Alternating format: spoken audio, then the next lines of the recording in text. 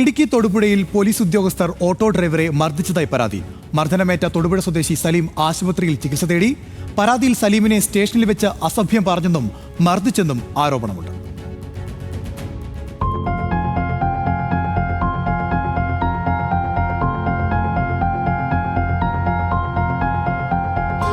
ഇന്നലെ തൊടുപുഴ പോലീസ് സ്റ്റേഷന് സമീപത്തെ ഓട്ടോ സ്റ്റാൻഡിലാണ് സംഭവം.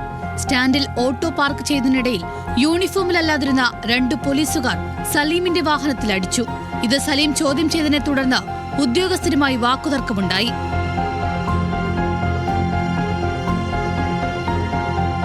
തുടർന്ന് കൂടുതൽ പോലീസുകാരെത്തി സലീമിനെ സ്റ്റേഷനിലേക്ക് കൊണ്ടുപോവുകയായിരുന്നു. സ്റ്റേഷനിൽ വെച്ച് ഉദ്യോഗസ്ഥർ അസഭ്യം പറയുകയും ജനനേന്ദ്രിയത്തിൽ കുത്തിപ്പിടിച്ച് മർദ്ദിക്കുകയും ചെയ്തുവെന്നാണ് പരാതി. ഈ സമയം അവർ മദ്യവെച്ചിട്ടുണ്ടായിരുന്നുവെന്ന് സലീം പറയുന്നു. ഈ പോലീസുകാരെല്ലാം കൂടി ചുറ്റും കൂടി നിന്നിട്ട് വേറെ ഈ യൂണിഫോം ഇല്ലാത്ത ഒരു പോലീസുകാരൻ്റെ മുഖത്തടിക്കുകയും എൻ്റെ ജനനേന്ദ്രിയത്തിൽ പിടിച്ച് വലിക്കുകയും എന്നെ വല്ലാതെ ബുദ്ധിമുട്ടിക്കുകയും പ്രയാസപ്പെടുത്തുകയും ചെയ്തു. അവരുടെ ഡ്യൂട്ടി തടസ്സപ്പെടുത്തിയെന്നും പറഞ്ഞ് അതിൻ്റെ പേരിൽ അവർ കേസെടുത്തേക്കണത്. അങ്ങനെ ഒരു സംഭവം അവിടെ നടന്നിട്ടില്ല. അവരുടെ ഡ്യൂട്ടി തടസ്സപ്പെടുത്താൻ അവർ മദ്യം മേടിക്കാൻ വന്നവരവർ. രാവിലെ മുതൽ വൈകിട്ട് വരെ സ്റ്റേഷനിൽ പിടിച്ചു നിർത്തി. ഭക്ഷണം കഴിക്കാനോ വെള്ളം കുടിക്കാനോ അനുവദിച്ചില്ല. മർദ്ദനത്തിൽ പരിക്കേറ്റ സലീം തൊടുപുഴ താലൂക്ക് ആശുപത്രിയിൽ ചികിത്സ തേടി.